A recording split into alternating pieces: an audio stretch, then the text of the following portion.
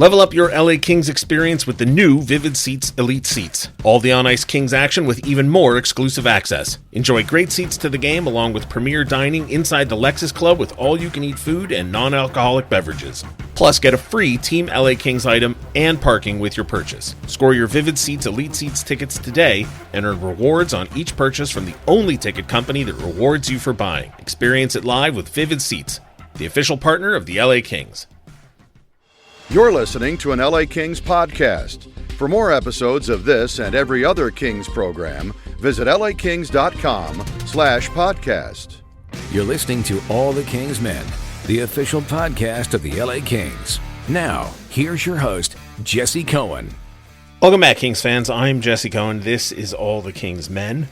Last week, Elliotte Friedman, Kyle Bukauskas, and their producer, Dom Shermatti from Sportsnet and the 32 Thoughts podcast visited LA to check in on Kings training camp. They played some pickleball, they took in a Dodgers game, they attended the Empire Classic, and they appeared on this episode of All the Kings Men. It was an absolute treat having them on the show. I hope you enjoyed listening to the episode as much as we enjoyed recording it. And before we get to it, I just want to send out a huge thanks to Daniel Armbruster, lead vocalist for the band Joywave. He invited me out to the Regent for their show last night, and it was incredible. So thank you, Daniel. If anybody out there is looking for some good music, might I recommend Joywave? He's a Buffalo Sabres fan, but also a friend of the podcast. Anyway, without further ado, here is Zach Dooley and I having a conversation with Elliotte Friedman and Kyle Bukauskas. Joining us today, co-hosts of the 32 Thoughts podcast, Elliotte Friedman. How are you doing today, Elliotte? I'm good, Jesse. Thanks for having us. Kyle Bukauskas. How are you doing today, Kyle? Really good. Great to be with you. And featuring Zach Dooley. How are you doing today, Zach? Jesse, I am great. Excellent. Thanks and of for course, including me this time. Yeah, no intro, problem. yeah. I've been forgetting to include Zach in the intros. He introed me like 42 minutes into the episode the other day. That's right. People know who you are at this point. I've lived those days, Zach. Yeah. So, Kyle, I warned you about this the other day, but we're going to start off. You are a resident of Ottawa.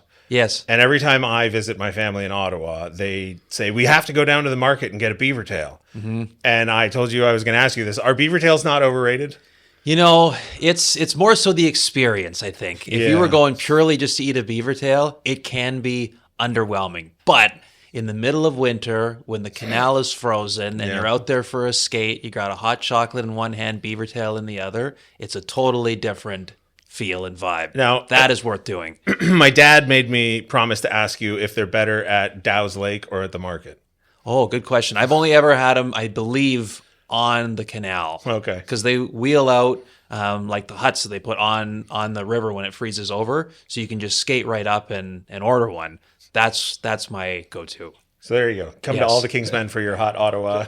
Jesse was showing me these this morning and saying you're a big beaver tails guy, right? And just desserts in general. I am a bit. I have a very soft. I have a very sweet tooth. Last night at Dodger Stadium, Kyle and I had a helmet soft ice cream that has to be seen to be believed. Yeah. So Kyle is the ice cream annihilator. He likes ice cream. So one of our routines on the road whenever we're together is to find a soft ice cream place and go together. And I'm probably going to regret telling these stories, but last night we go to Dodger Stadium and there's basically shutting down the machine. We're the last two people to go, and so we order it in one of those helmet caps, and the woman behind the counter hands it to Kyle, and it's like, I'm not kidding, it was like 7 inches tall. It was a tower. And she goes, "Oh man, that guy gave you a great pour." And so then they did the same to me. So it's like they were emptying the machines for us because we were the last two of the we night. got the bottom of the machine, but it was timing is everything. So right? I'm more of a soft ice cream guy than a beaver tail. I feel like I should explain, by the way, for anyone watching who has no idea what we're talking about. Beaver tails are just fried dough with cinnamon and sugar on them. Yes. They're just flat churros. Yes, exactly. They're flat churros, but they can customize. They got a, they now have you some can variety throw of some flavors. Nutella and banana and strawberries and cream. But honestly, the classic with the sugar on top, no need to go further than that. Maybe just because I'm from Southern California, but churros over beaver tails any day of the week. When I think of churros, I think of Charles Barkley. Yeah. Yeah. So that actually, the Dodger Stadium thing leads me into the next thing I wanted to talk about perfectly, which is you guys travel all over the place. You've been to different rinks, different parts of the hockey world. Mm-hmm. Obviously, hockey fans have probably a ton in common, whichever market you get into, but there's also got to be regional differences. So how, Elliotte, have you seen those differences manifest themselves? A Dallas game is totally different from a Nashville game, totally different from a Lightning game, which all have to be completely different from like Leafs Habs. In one of those buildings. Some buildings are louder than others. Some buildings are more aggressive than others. There's no question about that. Some buildings, and I would say this about LA, are more star-studded than others. And I know people who go to games really wanting to see that. But one thing I really think that's happened in the last few years, especially, Jesse, ever since Nashville was in the Stanley Cup final, it's that the buildings have gone out of their way to make themselves more their own than others. I thought Nashville was a real game changer for the NHL when, like, I've done every Stanley Cup final now since 1998. And that one was the one where I had the most people like texting me out of nowhere saying, if I can get myself to Nashville, can you get me tickets to the game? Like, I never had anything like that before, and quite on that level at least. And, for me, that was the one that said we have to do a better job of making our arenas and our regions our own. And I think in the 7 years since that occurred, we're finally seeing that. Is it as simple as throwing like a live band in the arena in Nashville, or does it have to go as far as like having the car in the parking lot that the fans were destroying? Well, I think it's both, but I also think it was that big long street party in the like you guys have LA Live and you've made it a big part of your game day experience. I would really love to see the Kings in the Stanley Cup final. Like the last time you guys were obviously there was 2014, but I would love to see what the Kings would do with that now.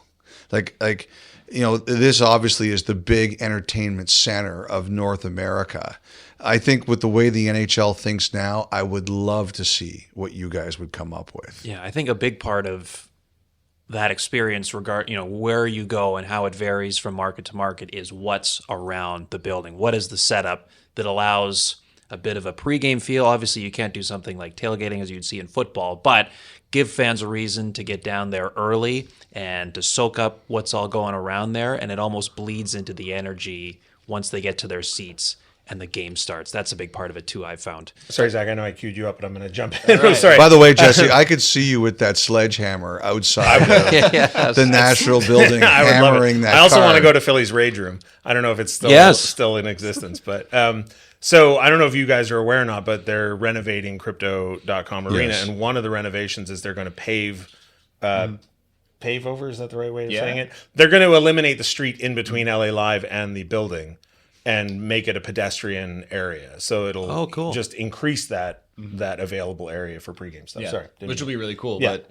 the thing I always liked about Nashville is they never tried to be the second best Toronto. They tried to be the best Nashville. Right. And they just leaned into like what they do. So like I always like going around the league and seeing those kinds of things where markets and arenas lean into who they are. They don't try to just be what they think other people might want them to be, which is cool. That's the way it should be. Like when I go to different cities, I want to, like Kyle's, I learned this. Kyle's a big coffee guy, and he will go to like a local coffee place and try to sample and decide if it's acceptable coffee to him. I've always liked going, like when I was younger, one of my ideas about my career was I didn't travel as much when I was younger because I wanted to get ahead in my career, and I figured I would travel later. And one of the great things that covering sports in the NHL has done for me is I've gotten to see some places I never thought I would see. And that's one of the real highlights, like going to a restaurant that people say if you want to try for example, the other night I wanted to watch the Kings preseason game, so I went to North End, right? And that's a Kings bar. Yeah. Like they love the Kings there. So like I love stuff like that. Like that's what I want to do. I want to go somewhere that's local. I want to hear some local music maybe sometime. I like to try food that's local to the area. My understanding of people and the world is so much better since I started covering sports than when I was younger. Great chef over at the North End. Oh, yeah? Great food, yeah. I had a great mahi-mahi the other day. It was I heard really it was good. a guy who ran like a nice restaurant, came back to the area, just took over the food at North End, and the food skyrocketed. And then you got all the pictures of the Kings on the wall. So it's a great spot. It is a great spot. And I would also say the buffalo wings, they were massive. Like, I don't know if they use nuclear products to grow those things, but those were some of the biggest buffalo wings I've ever seen. And that is not a complaint. You get your money's worth for the buffalo wings at the North End. I have to share one thing. Yeah. We were in Canada one time. I can't remember what market. And we were asking about the wings. And they were like, no, they're great. They're jumbo wings. And I got the wings, and they were the smallest wings that I've ever seen in my entire life. And I'm wondering if that's just what they are in Canada or if this was this specific place. But the waitress assured me that they were massive wings, and they were smaller than any wing I'd ever received in the U.S. I've never thought about that. I mean, everything is typically a little bigger in the U.S. I was gonna say, I don't want to get political, but I'm sure the Canadian farming regulations are probably No, you know what? I got to tell you, I am disappointed to hear that, Zach. I do not like to hear that you were a guest in our fine nation and you were subject to false advertising. I'm not happy about that at all. And there are great wing places in Canada. The next time you come, we'll make sure you get to the right ones. Okay. Love that. I'm a big wing guy. So Okay. So, Kyle, if you're the big coffee aficionado, what market has the best coffee? Oh, it's funny. We were talking about this on the podcast recently. Denver has a really good hub there of different places to go. So I was saying in Toronto, because I'm there a lot covering the Leafs for Hockey Night in Canada. Sam James Coffee Bar, they do a really good job. I know they've done like partnerships with Toronto Raptors in years past and providing them with beans and such. So I love going there when I'm in town. They've got a few different locations around the GTA. Beyond that, I mean, we're fortunate in Canada. Like, there's some good quality roasters kind of across the region, and there's still so much of it that I don't know. Like, I'm really interested behind the art and the science and just the different methods you can make a cup. But there's still so much that I've got yet to learn. So that's another thing, as Elliotte was saying, like getting a chance to try different restaurants. And as he mentioned for myself, that's a great way just to get out. Because I'm so easily, I can talk myself into, you know what, I should probably just stay in the hotel room and just chip away at some work here. Like, don't need to go out. But to at least go to a coffee shop somewhere, take a half hour to go do that, gets you out of the hotel room and moving around, and also just seeing a bit of a city that I otherwise wouldn't have probably visited. Have you ever come across the coffee where the beans are fed to a bird, and then when they come out the other side of the bird, then they use the beans? God, I hope not. It's very expensive. It's supposed to be incredibly. Where is this? I don't remember where I heard Is this about in it. Probably. I don't know. Really? Yeah. I feel like I'm going to go to Tim Hortons only from now on. I don't want these beans. Yeah, I was saying, I can assure it doesn't happen there. Anyway, moving on from that. Elliotte, you mentioned... Wait a second, what are you guys nerdy about when you travel? Like, what do you guys wings. do? Wings, yeah, Zach. You like my wings. What about you, Jesse? I like... So I wouldn't call it nerdy, but like I've driven across country twice. Okay. And every time I pull out for gas, I pick a direction off the freeway and I drive for 10 minutes in that direction. I think that's pretty cool. Just to see what, in my mind, the real world looks like. I think that's really cool. And when I go on vacation, I go to small places. I don't go to big places. So what's an off the beaten path place? Long Beach, Washington. The most recent. Where is that? It's we're interviewing me now. It's southern Washington. It's peninsula. It's right across the border from Oregon. It's at the mouth of the Columbia River. See, so I think that's really cool. And so a few years ago, my family and I, we drove from Portland to San Diego. That's a drive. So you were just north of where it was about 4 were. hours, maybe 2 hours. But I love that stuff. Like I saw a whole bunch of places that I think there was one place was like Golden, Oregon or something like that. There was Depot Bay for whale watching.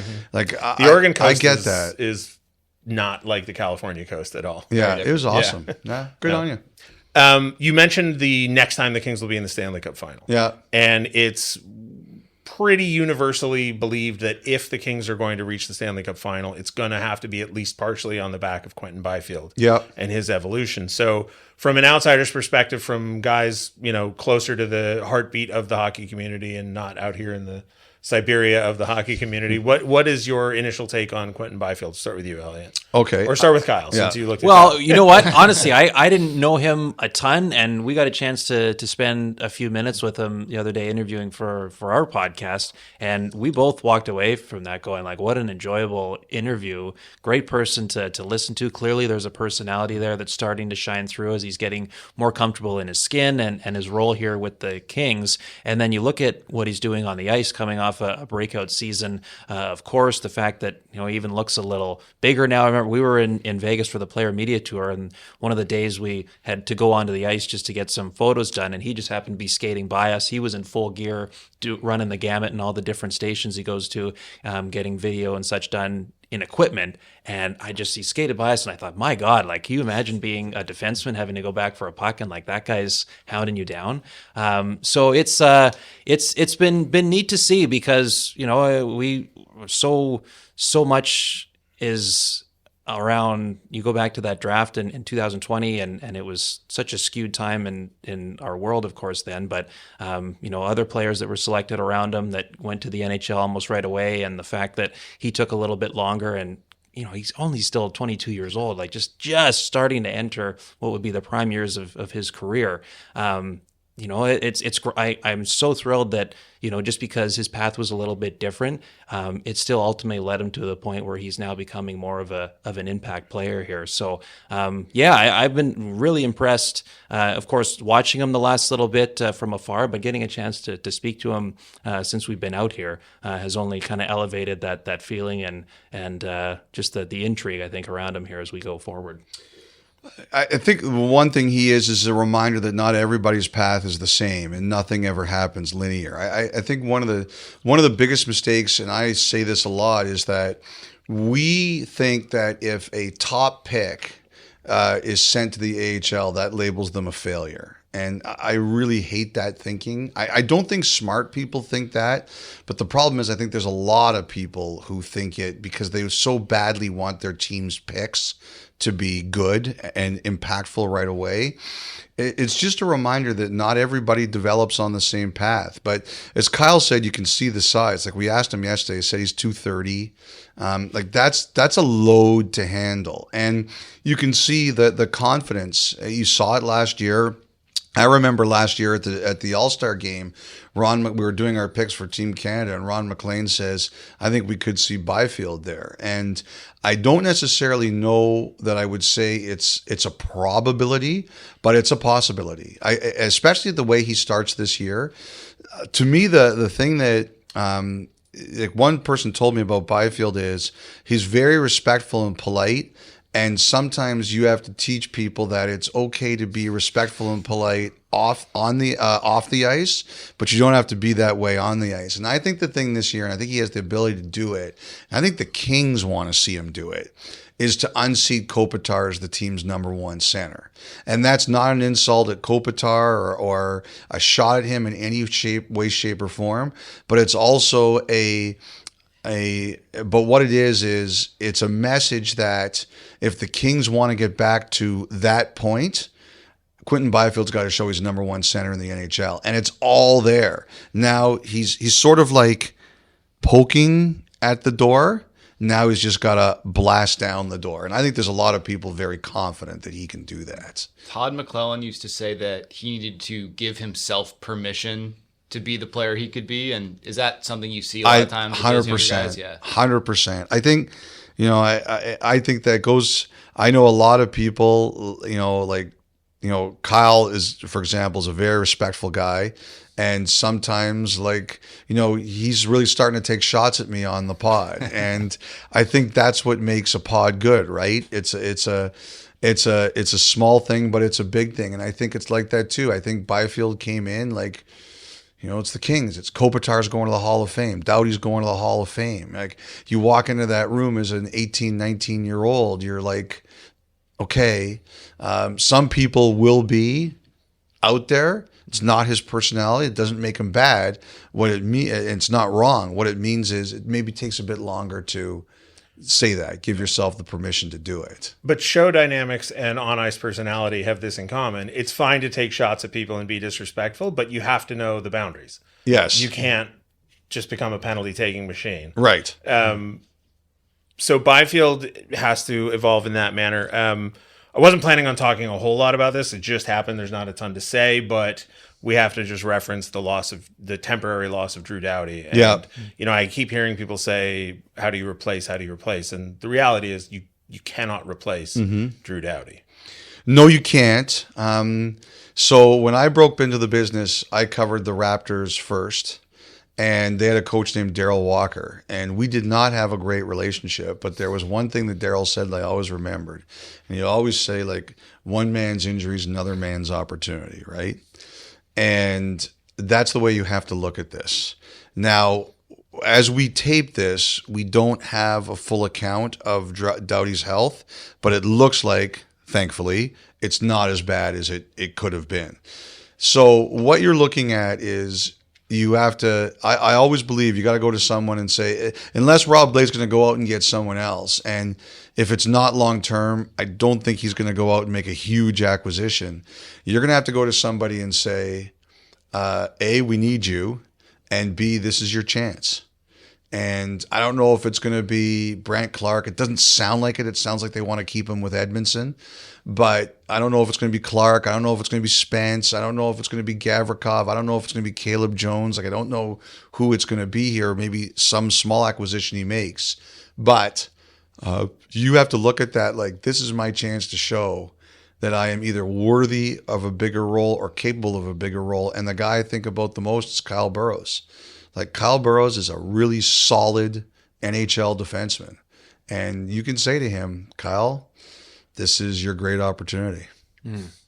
Yeah, it's been like, especially when this is a guy that's been relatively healthy for so much of his career. Like, you haven't had to worry about this for so long.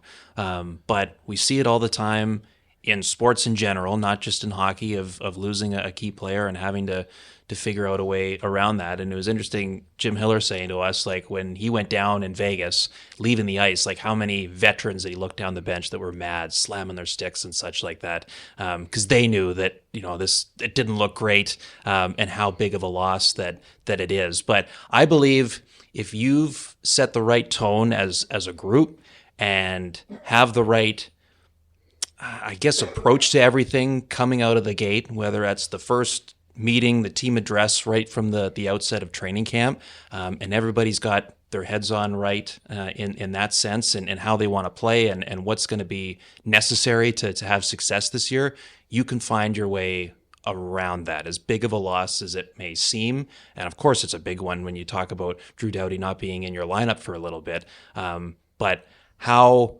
the message is delivered, how people feel about the group around that, even prior to something like that happening, I feel that goes a long way to being able to withstand, a temporary setback such as that. By the way, I think Jesse and Zach, you guys have to look at this as an opportunity too.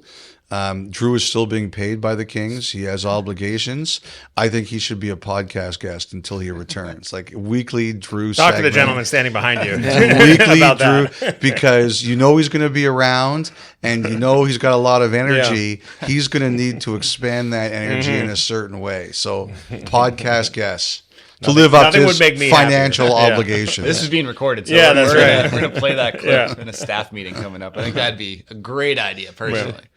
I wanted to just one more. Sure. When you talked about Quinton has the personality that he does, I think Brandt Clarke is different. I don't think he has any issue telling you who he is on the ice and trying to give himself that permission.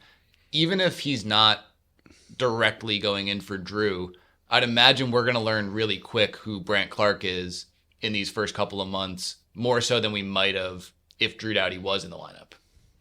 Yeah, and I think Ottawa guy too. Naturally, of course, and he was a big star there coming up. I mean, everyone knew the Clarke name certainly during his days in junior, and I liked, like, I was going back and reading just some of his quotes kind of leading into this year, and paraphrasing here a little bit, it was some conversation he had with his dad where it's like, it's not about just making the team this year. Like, I want to really establish myself in the NHL. And I think it's okay to have that kind of confidence and be comfortable saying that out loud, so long as you're willing to back it up. And he seems like a guy who, again, I don't know particularly well personally, but you see enough of his game. This is a guy who seems to have a lot of self-belief, which is a great thing, and is not always evident in players, even though you're talking about the best hockey players in the world in the National Hockey League. He's got that, and I think that combined with enough humility along the way to understand that there's still a journey to be led here and getting to where he ultimately wants to be.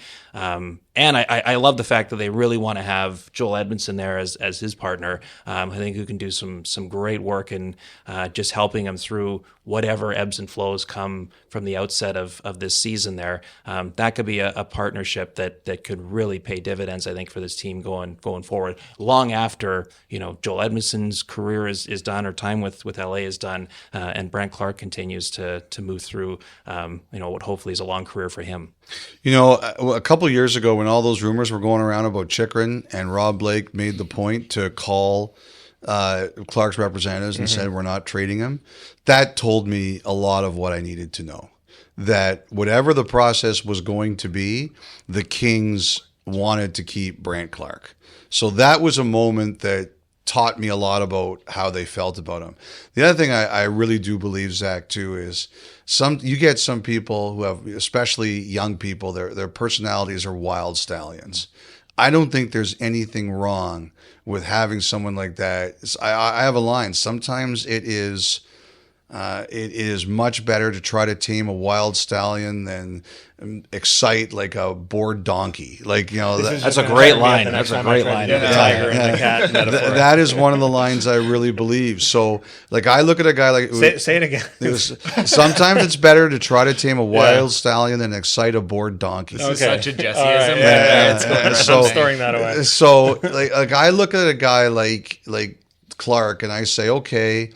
He's had a few things that they've had to rein him in on, but he's talented, and it's clear the guy wants to be successful. You can deal with that. And like you guys said, it's a big year for him. Now it's his time to show that he's an NHL player. By the way, that was Elliotte's nickname in high school, Bored Donkey. Bored Donkey. Had a lot of worse nicknames than that. I'll take that one. Have we considered that Rob Blake might just suit up himself and fill Drew Doughty's minutes? I mean, there's equipment in the building from what I've heard. So he still looks like he could play. He'd probably give 15, 20 a night.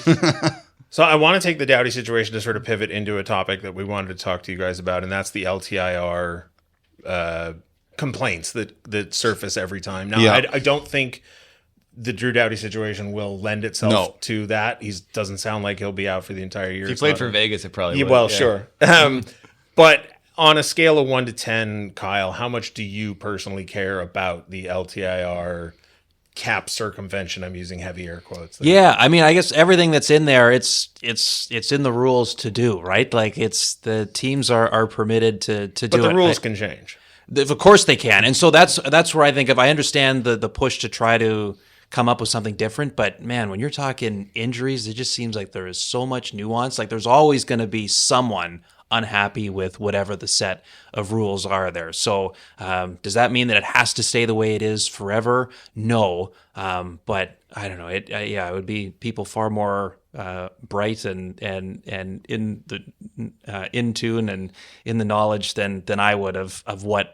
We'll put you down for a 2 then. Yeah, because I'm going because there's always going to be injuries around playoff time, and not everyone has the same thing and the same type of rehab that sets them out. And I just some of the ideas of if you miss the last game of the year, then you have to miss a certain amount. I don't think the one size fits all thing.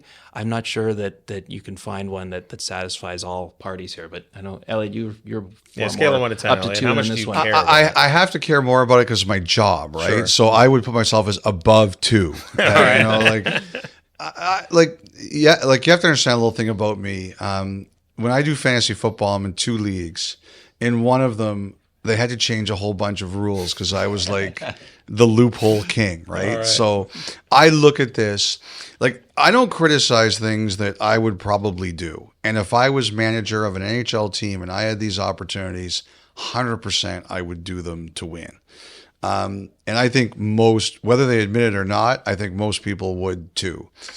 The reason this came up is when they were negotiating this CBA in 2004 and 5, Ken Holland, who at that time was still GM in Detroit, brought up a situation in Toronto.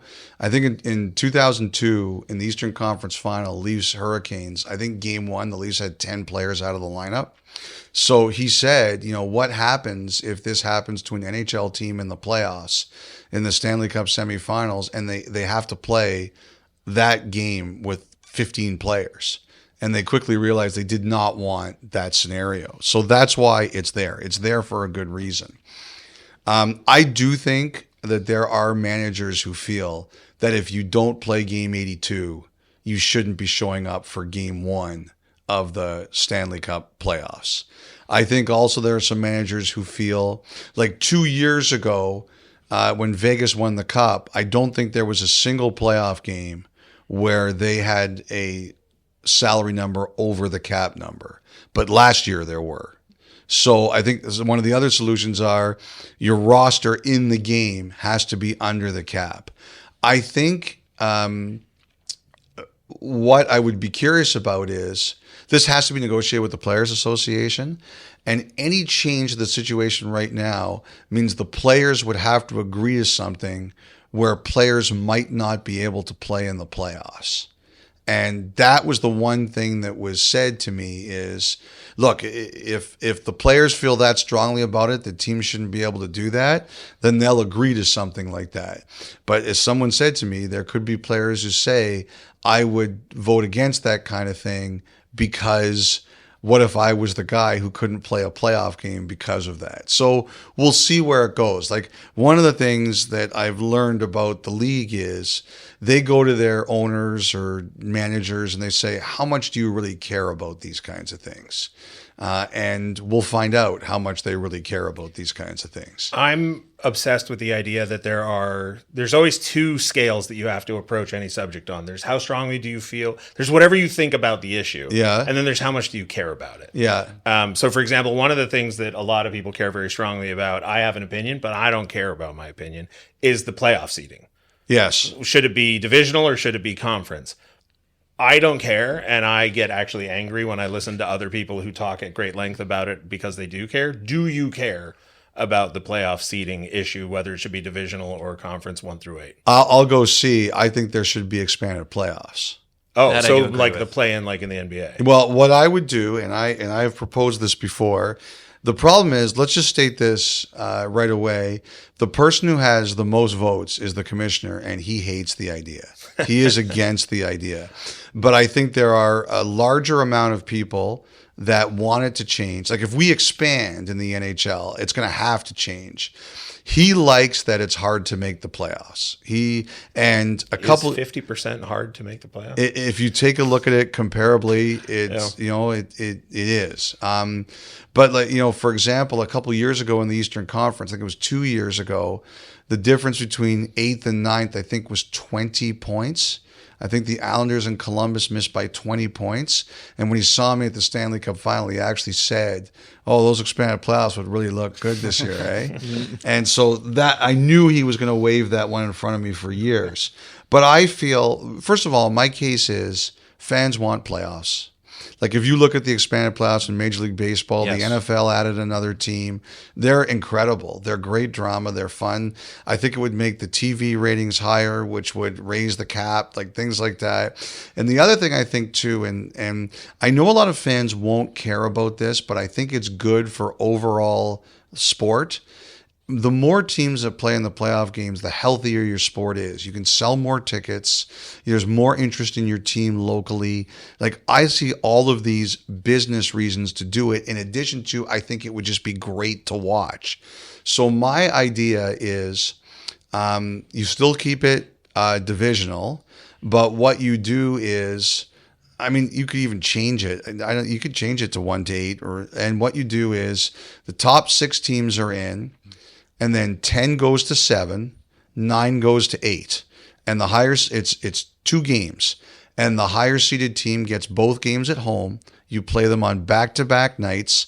And whoever wins the first game, let me do it this way. Whoever loses the first game has to win the second game. Like, it's not total goals. You play the first game of the result. If one team wins, the other team has to win the second game. If it's a tie, then it's whoever wins the second game. If it's 2 ties or it's tied at 1 game apiece, when it's over, you play sudden death overtime. So no overtime after the first game? No. First game, 60 minutes, you take the result. Second game, if it's tied in any way, shape, or form, that's when you go to sudden death. Back-to-back nights, higher-seeded team at home. Now, you tell me hockey fans, and even sports fans, wouldn't go berserk for that. So Zach and I have discovered that, sorry to jump in, Zach and I have discovered that there's an Office reference for everything. Yeah. Which Kyle will know. And listening to you talk about Gary Bettman, all I can think of is when the Michael Scott Paper Company was negotiating for their buyout. Yes. And he said, we just have to outwait. We don't have to wait out Dunder Mifflin. Yeah, we have to wait out you. the board, because there was going to, anyways. Yeah. So, but Gary Bettman will not be the commissioner forever. That I don't know. Are you going to argue against that? If he hears he hears this podcast, he's going to stay on for 10 years he more. may be the first commissioner in league history, but he won't be. He's going to say there's some commissioner guy in league out history. there working for the Kings who says I'm not going to be the commissioner forever. Now I'm staying there 20 more years. So Kyle, real quick, just to deviate off of hockey talk, when I knew you guys were going to come on, I did a little bit of light cyber stalking of both of you and discovered your Dwight Schrute TikTok. Oh, yeah. So why don't you do TikToks anymore? I don't know. I guess there's just so many different bloody social media That apps is to true. be on. Sure. And I don't know what the future of TikTok is. I don't go too deep into kind of what's all going on there. So I just kind of guide more of my attention to Insta too. And also, I mean, that was during a time where everyone was at home and there was nothing to do. I'm not a big post stuff person. There's parts of me where I'm like, I wish I did it more. But that's never the first thought in my mind going, oh, I need to post this. It's more so, oh, right, I should probably do something. So that probably plays into it too. It was an excellent Dwight Schrute lip sync. Thank you. Yeah. Thank you. I appreciate it. That was I have to fun. get TikTok and see this. I'll show you afterwards. Yes. Okay. Yes. This was Yeah. an He doesn't extended follow me on any level. No. Could you imagine? No. Could you imagine? Kelly Ripa not following her co-host. That would just be unbelievable. The controversy would. I've thought about unfollowing Jesse several times on Twitter, but You know what? I'll do this right now. First of all, I'm flattered to be compared to Kelly Ripa in any way, shape, or form. But I will. So what I do is there are people out there, and I'm sure there's people listening or watching this who can follow like 3,000 people. I can't do that. I don't understand. I tip my cap to people who can do that. I cannot do that. So what I do is I divide them all into lists, and Kyle's on a different list than my main list. But I've had people. Wow. I've had people come on. That cuts deep, eh? I've had people come up to me before and say, "How come you don't follow me?" So I'm going to do it right now, Kyle. There you go. Okay? wow, that's accomplished sweet. something here. Holy smokes! Yes.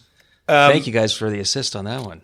So there's two. Elliot followed me before this. Right? Yes. Well, there's probably a good reason for that. You're more interesting. You have a better feed, Zach. Yeah, than he does. I figured. I want to get into the Pacific Division standings, but before we do that, I'm gonna take the conversation about Gary Bettman and the playoff expansion and what the fans want. And this is a conversation that I've been trying to have for years. And Jim Fox is the only one who's really willing to play with me in this sandbox.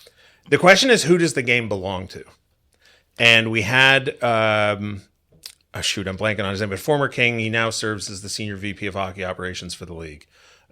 Murphy. Mike Murphy. Mike Murphy, thank you. Yeah, captain. Blanking on his name. Yep. We had him on as a guest years ago, and we were talking about the general manager board, the rules committee, and everything. And I asked him, how can you have a body of people whose positions are temporary? Right? There's guys who've served as general managers who never work in a meaningful position in the league again. Mm-hmm. But in that brief window, they get to set policy. They get to change rules. They get to have an impact that lasts forever. How can we trust, it's a little bit dramatic on my part, but how can we trust the sort of culture of the game, the state of the game, to people who are hired by owners that may not have their own long stake in the game? They set the rules. And so then the question to me became, do the players own the game? Because they certainly talk about it frequently as though they do. And Jim, as a former player, believes they do. Media people have our own requirements and desires. Ownership obviously literally owns the game. But then fan bases, you see what's going on in Oakland right now with the A's. Yeah. the fans have to have some stake, right? We can't just view them as the bank that funds this whole thing. So it's an open-ended question, and there isn't really an answer. But Kyle, we'll start with you. Oh, boy. Who does the game belong to? I'll say it's a great question. It's really good. I mean, I guess in a sense, we see it in politics all the time too, but that's different because you're an elected official. But I believe, and I don't mean to make a cheesy answer, but I do believe like the game should belong to the fans, the consumers, because if they're not buying tickets, apparel, all of it, none of this exists. We don't get to do this for a job. They're ultimately the drivers of it. I understand you need to have people in power to help guide the ship when necessary, but that's where my mind goes to first. I mean, there's just a lot of layers to the whole thing. When you're talking about a multi-billion-dollar business at the end of the day, there's never going to be one easy answer. But I believe fans are ultimately the ones that drive it and play a big role in kind of where the game, I think, will go in the future. But it's a really fascinating topic, Jesse. That's a good one. You know, I'll say this, Jesse. I think that who the game belongs to is the people who really love it. And that is a combination of fans, media, players, and people who work in the league. Now, I will concede that some people love it more than others. You know, the one thing I always say about fans is it's kind of interesting. Like, I think about this a lot about the work I do, okay? Number one is that fans have enormous power because they can vote with their wallets. Okay. And if we do something or hockey does something that they don't like, they will tell us by not consuming it. I think the biggest challenge is sometimes fans, they don't do that. And so if they don't do it, people will take it as either they like what we're doing or they aren't passionate enough to do something about what we're doing. But look, I think this, like everything I do, I know if I have no audience, I am nowhere, zero. And the thing that I really look at it the most is you have to do what you think is right. You have to do, like, I've read Steve Jobs' book, and one of the things that he talked about in there was you can't necessarily ask people what they want because they don't know. But if you create something that's valuable to them, you will know. Like the whole thing with, I think about the iPod a lot. Before the iPod existed, nobody wanted an iPod. But when it came, we all wanted an iPod. And that's what I think about. I think about something like when I write or when we do the podcast together or when we go on TV, I have a rule. I say I want to do two things. I want to inform people and I want to entertain people. And I know if I'm doing that right, then it'll work. But I know if I'm doing it wrong, the fans will tell me because they won't listen or they won't pay any attention to it. And that is enormous power. So it's a long way of answering your question. I don't give many short answers. I'm sorry. But I think that the game belongs to the people who love it, but the fans are the ones who have the most power if they decide to wield it about how things go.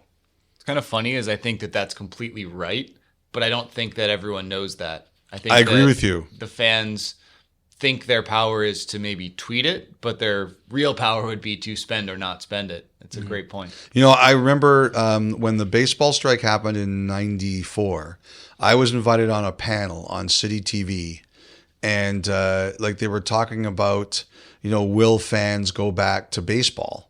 And I remember there was a clip shown of a young woman who was at a game in the Sky Dome, and she was licking an ice cream while she was being interviewed, and she was like, this ice cream just cost me whatever dollars it was. She goes, that's ridiculous. And I remember coming on the back end of it and saying, I'm watching that clip and I'm saying, you have the power to refuse it, but you're buying it and you're eating it. And so that is exactly what you're talking about, Zach. It is the discipline. It's like me, the discipline not to eat that 7-inch ice cream myself. I was going to say, we were that woman last night. Yeah, we were that woman. It's like, do you have the discipline to say no? I hope in our case, you don't have the discipline to turn us off. That's all I can I say. don't know if Zach and Kyle are old enough to remember the remake Fever Pitch with Drew Barrymore and Jimmy Fallon. Yeah. Oh my gosh. I have seen But it. Multiple times. But in 2004-05, when they lost the season, I was not yet working in the industry, and I was a fan. And my family had season tickets, and I, at the beginning of that ordeal, said, "I'm done. This is it. I'm out. If they don't care, I don't care." Yeah. And then I saw Fever Pitch, and it changed my mind. So I do think this. I don't think we're going to have a work stoppage this time, but I think. First of all, I remember in 13, I was like, I can't do any more of these. Yeah. And I really do think they know that it would be a disaster. And I don't think the players or the league have a stomach for a fight this time. And I think they know it would be a disaster if they did. All right, last one, and then we all have to go watch practice. Okay. Every season we do top 10 questions facing the LA Kings for the upcoming season. And the number one question is always the same, which is what will happen in the Pacific Division? Because the reality is, if you want to win a Stanley Cup, step one, make the playoffs. And making the playoffs has a lot more to do with things you can't control. I don't want to say more, but it has just as much to do with things you can't control as it does with things you can control. So, Kyle, from your early impressions, what do you think of the Pacific Division this season? It's going to be tough. I think Vegas is going to be probably a little bit better. I think there's, rightfully so, a lot of buzz again around Edmonton. Sorry to say. It's all right. I'll hold my booze back. Yes. Byfield did say he doesn't like the Oilers. Good. Yeah. I don't either.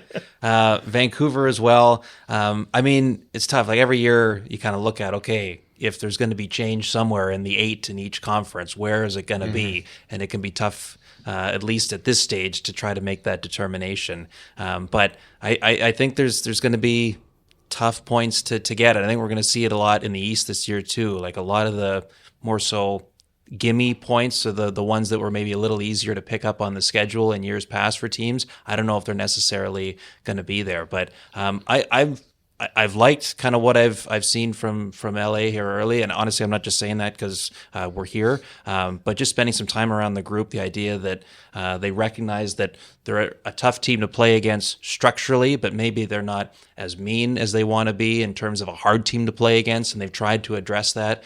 I've got a lot of time for Darcy Kemper, and excited to see what kind of year that he has. And then when we talked about the impending growth of guys like Byfield and Clarke there, so it's going to be tough to get wins, but I believe that the Kings are putting themselves in a position where they can be there to nab some.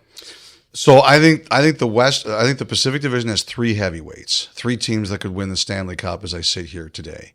And those teams are Vancouver, Edmonton, and Vegas. So really, Vegas. Yeah, I know people are down on Vegas. Number one about Vegas is they got a lot of top tier talent. And number 2, what do they always do? They always say, what's our weakness? We're going to go out there and we're going to address it. Like, I think a team that starts with, and they have holes, but I think a team that starts with Stone, Eichel, Pietrangelo, Theodore, like that's a formidable team. Sorry? Hurdle, right. And, Hurdle will be interesting. I saw him in Prague, and he was like, I was not myself last year, and this year will be different. So I think I was surprised when you raised your eyebrows. I thought you were going to say Vancouver was the team that you didn't necessarily think. That's where I would have raised my eyebrows. Well, we'll see what happens with Demko, but I think Vancouver is a hell of a team. I really do. So I see 3 teams that can win the Stanley Cup. At the bottom of the division, like Kyle said, I saw 2 teams that were maybe gimme points last year that aren't gimme points anymore necessarily. I'm going to I have to say it out loud because it makes me happy. I'm assuming we're talking about Anaheim and San Jose. Yes. Yeah. Like Anaheim, I think, like they're still nowhere close to what they're going to be, but I think Anaheim is ready to start beginning the climb. And San Jose, there's no way it's going to be as bad as it was last year. So you're going to have nights where you're going to get caught by those teams. So then what do you have in the middle? You have yourself and you have Seattle. And Calgary, the thing about Calgary is I have no idea what to expect there. I think they're going to be kind of in the middle, but I think we could see a situation where if it doesn't go well, they continue to kind of rebuild and build pieces a bit. So, like, to me, I see you in Seattle and battling for the 4 and 5 spots that go to the playoff teams, the wild card. Number one, I think, is how do you get through the Drew-less phase? Like, you guys are going on a Drew-less phase where you're also going on the road for 7 games to start the season. Yep. So there is, like, you're going to find out about your team right away because you will have every excuse there to go like 0-5-2 or something like that. And if you do that, and if you don't do that, I don't think you will, because the one thing I think about Kopitar's leadership, like he's always like that. You guys will find a way to pull through. And the other guy, in addition to everyone that Kyle mentioned, is Tanner Jeannot. I thought when the Lightning got Tanner Jeannot, they were going to win more Stanley Cups. I thought he was perfect. I thought he was exactly what they needed. Didn't work, but he's here, and I think he's going to, like, as Kyle said, you guys had the reputation as been, the Kings are disciplined, but they're really not that hard to play against. They don't bruise you. Tanner Jeannot, he can bruise you. Those Joel Edmondson cross checks, they can bruise you. Like, I think you guys are going to be a little meaner this year. So to me, it's you in Seattle fighting for those spots with whoever is in the Central. Ed Egros is a stat guy for Bally Sports, and we had him on this summer to talk about all the new additions to the team. And the phrase that he used was the cultural revolution when it comes to Jeannot and Edmondson and the whole thing. And it was sort of tongue-in-cheek, threw it out sort of jokingly, but then we watched the first 5-6 days of camp, and we went, oh, this is actually... This actually is a cultural shift, because you're right. Hard, disciplined, but pushed around. And I think the players commented about that. Heard the most physical camp, the most intense camp, the most competitive camp that guys who have been here for 5 or 6 plus camps have had here.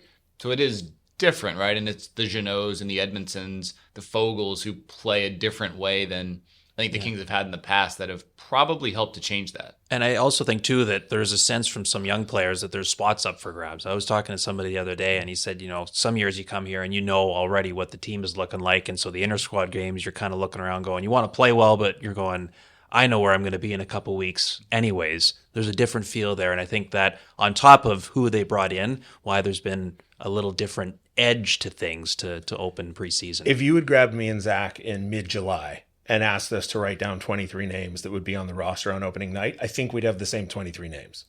Today, I'm leaning towards it being the same 23 names, but in July, I would have been 100% sure. Today, I'm 70-30. I had a longer list now of guys who could be in those spots for sure.